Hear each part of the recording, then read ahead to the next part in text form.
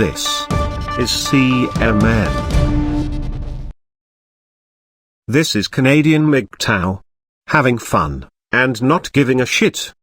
Today's video is called, Canadian Man Faces Jail for Disagreeing with Feminist Bullies. Apparently turnabout is not fair play in feminists' eyes.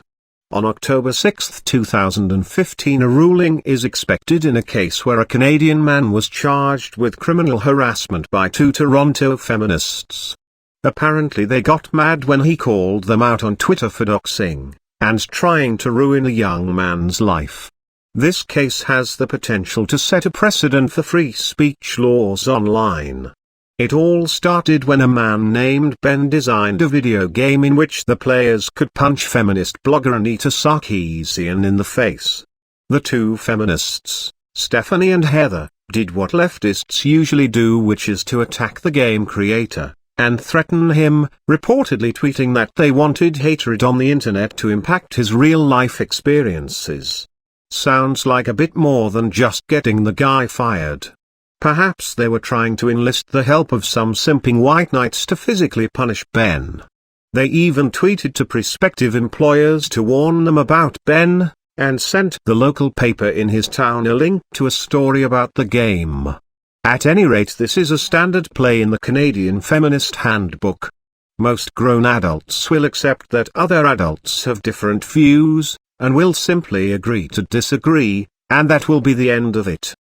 But feminists will start petitions, publicly shame and label someone both in public and online, and complain to the employer of the target in the hopes of getting him fired. The label femi-fascist is well deserved. But along comes Elliot, the man charged with harassment, who dared to disagree with the feminist narrative, saying that the women's online shaming was every bit as vicious as the face punch game. One article quoted Stephanie as saying, "The critique I'm fine with," Guthrie said. Unfortunately, I find these people to be fairly obstinate and impossible to argue with. This is just code speak for he didn't agree with us. Heaven forbid someone have a different view than yours, ladies. And I use the term very loosely. From my own personal experience, I have debated with feminists online many times. And the majority of the time they become irrational, and automatically resort to name-calling, and the typical feminist shaming tactics. As all arguments online go, some can intensify, and Elliot continued commenting on the feminists' posts and calling them out with the hashtag fascist feminists. He was not far from the truth at all. It was mentioned in one National Post article, that the women even met up to talk about how Elliot could be publicly shamed online, including the truly repulsive idea of getting someone to pose as a 13-year-old and claim that Elliot was a pedophile. One of the women had an anonymous Twitter account and directed her own volley of hateful tweets at Elliot, but doesn't think twice about going to court and the police to say she's being criminally harassed. This is the state of feminism in Canada. They did not get charged at all, but Elliot on the other hand has been banned from the internet for a year, spent 3 days in jail, and this is even before the verdict is delivered in October. He's a father of 4, and lost his job shortly after his arrest, and if convicted he could spend 6 months in jail. Not to mention the chilling effect on public discussion knowing that people could start pressing criminal charges whenever they felt harassed online. But here is the most important part of this case in my opinion, and I will repeat it twice, especially if you are a feminist or social justice warrior type. It is not alleged that he ever threatened either woman, nor did he sexually harass them. I'll repeat. It is not alleged that he ever threatened either woman, nor did he sexually harass them. Why the judge didn't throw this case out for being ridiculous is beyond me. If I were the judge, I would have the bailiff arrest both women for harassment and conspiracy, and fine them whatever amount Elliot has lost in income. These are simply two bitter women who are abusing our liberal court system to exact revenge for having their feelings hurt.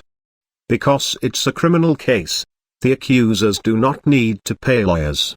Meanwhile, it is estimated that Elliot has had to spend $80,000 in legal fees simply to defend himself so far. What these moronic, infantile, weak-minded, limp-wristed, brainwashed liberals don't realize is that when they give the government power to imprison someone for saying something they disagree with, it's only a matter of time before they're the ones going to jail for expressing their viewpoint. In the end, feminists and social justice warriors like these become nothing more than useful idiots. While I wait for the results of this case, I will also be waiting to see if any feminists come out to denounce these two women. I often hear the phrase "not all feminists are like that," but I fully expect the silence to be deafening about this case. Please sign the petition, and donate to Elliot's defense fund in the description box below. I will leave with a quote, that was originally said by feminist Amanda Marcotte, who in her quote was attacking religion. By replacing the word religion with feminism, I created a quote that rings very true. Feminism is an idea, and, as an idea, it should be eligible for criticism, discussion, and yes, mockery.